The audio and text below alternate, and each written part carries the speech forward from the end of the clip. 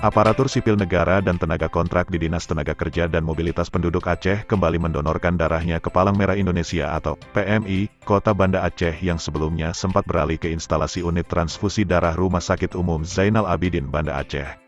Aksi donor darah ini dilaksanakan di halaman Dinas Tenaga Kerja dan Mobilitas Penduduk Aceh pada Rabu 3 Agustus 2022.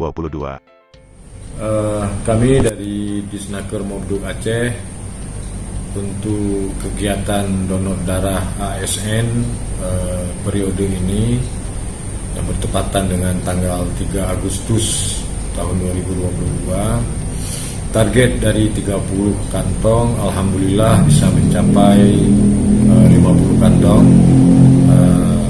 atau sekitar 160% dari target. Mudah-mudahan ke depan kami bisa dapat lebih meningkatkan lagi jumlah pendonor atau jumlah kantong. Terima kasih.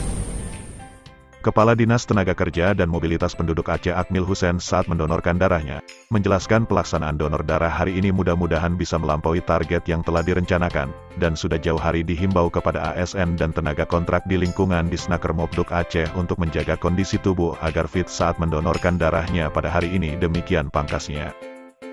Aksi donor darah di lingkungan Dinas Tenaga Kerja dan Mobilitas Penduduk Aceh terkumpul darah sebanyak 50 kantong dari target 30 kantong dan yang gagal melaksanakan donor darah sebanyak 109 orang setelah melakukan screening pada petugas PMI dan kemudian dianjurkan untuk menunda mendonorkan darahnya diakibatkan bermacam indikasi. Darah merupakan salah satu komponen terpenting dalam tubuh manusia.